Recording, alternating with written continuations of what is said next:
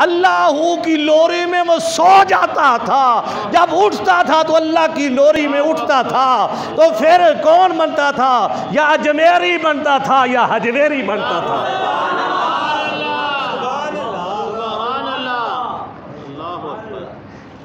मेरे भाइयों, मैं आपको एक बताऊं, तुम्हारा काम कहाँ से ख़राब हुआ? मैं डॉक्टर हूँ इस मसले का,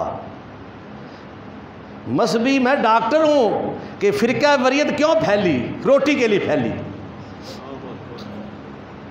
रोटी के लिए। और एक दूसरा मौलवी को ने लोगों में कद बढ़ाने के लिए। मैं आपको बताऊं, अगर हज़रत इमाम शाफी रहमतुल्लाह अलैह हाथ का बांधते या बांधते छाती पर, वो हदीस में मौजूद है, उस हदीस के मुताबिक बांधते। इमाम अहमद हम्बल नाफ के ऊपर हाथ बांधते हैं, हदीस में मौजूद है। हज़रत इमाम आज़म नुमान बिन साबित रहमतुल्लाह नाफ के नीचे बांधते हैं, हदीस में मौजूद है। हज़रत इमाम मालिक और जाफ़र हाथ छोड़ते हैं, हदीस में मौजूद है। ये सरकार की ज़िंदगी के मुख्तलिफ़ अदवार का रंग हदीसों में मौजूद है। जिसने जिस हदीस को पसंद कर लिया उसने अमल करना शुरू कर दिया। तो असल वजह क्या है? फ़कीर इसका हल तुम्हें बताता है। असल क्या है? इनको अकल के अंधों को खबर नहीं है। असल क्या है? अल्लाह ने मेरे मुस्तफ़ा के तमाम अदवार का रंग दुनिया में रखना है। जिस तरह उनका महबूब हाथ छोड़ के नमाज पढ़ते थे वो भी रहना है, छाती पर वाला भी रहना है, नाफ के ऊपर वाला भी रहना है, नाफ के नीचे हाथ बंधने वाला भी रहना है। सारी सुन्नतें दुनिया पर रहेगी जब तक दुनिया में मेरे मुस्तफ़ा का रंग रहेगा, क़यामत नहीं आएगी। फिर लड़ाइयाँ क्यों नहीं? सरकार ने ऊंची भी आमीन कही, आस्था भी कही। असल में ये सरकार की सुन्नतें हैं।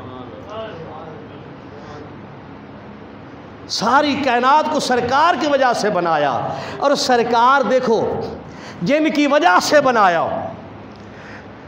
जब उनको परेशानी आती थी वो क्या करते थे? जब जादू की परेशानी आई क्या पढ़ा? रब ने आयात भेज दी, चारे कुल भेज दिए। तो आपकी बॉडी पर असर नहीं होना था, वो इसलिए सारा कुछ किया गया कि महबूब की उम्मतियों के लिए आसानी पैदा हो जाए। जब इन पर मुसीबत आई यही करेंगे उनकी उम्मती भी।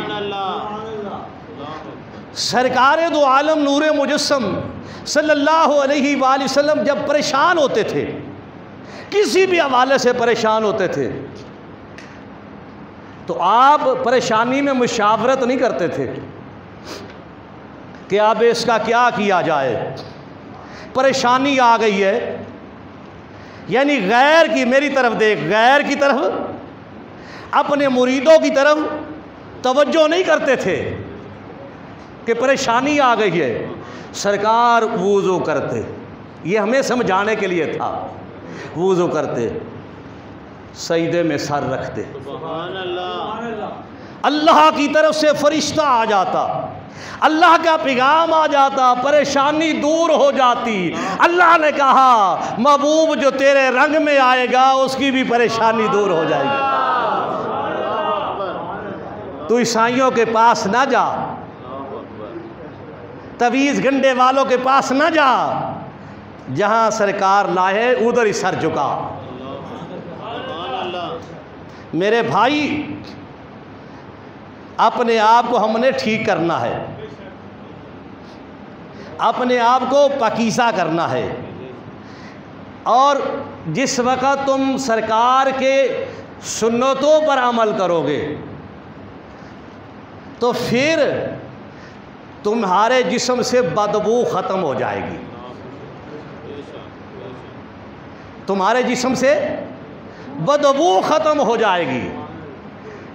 अगर तू बॉडी स्प्रे लगाता रहेगा,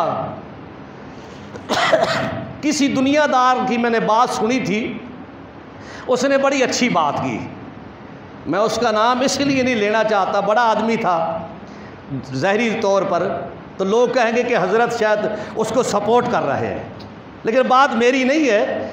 उसने कही थी कि मेरी नस्ल का नौजवान जो है अंग्रेज़ को देखकर अंग्रेज़ जैसा लिबास पहनता है, अंग्रेज़ की तरह अदाकारी करता है।